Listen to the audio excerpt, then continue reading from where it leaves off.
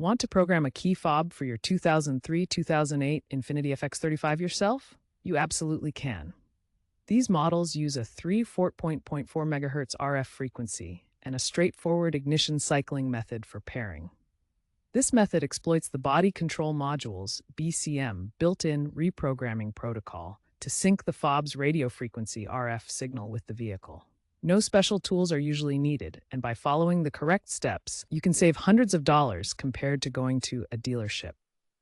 Now we'll cover the DIY programming steps and important considerations for your 2003-2008 Infiniti FX35 key fob. First, enter the vehicle, close all doors, and ensure the vehicle is in park. Second, insert the key into the ignition. Third, cycle the ignition from off to on rapidly, about 6 times until the hazard lights flash. This enters programming mode.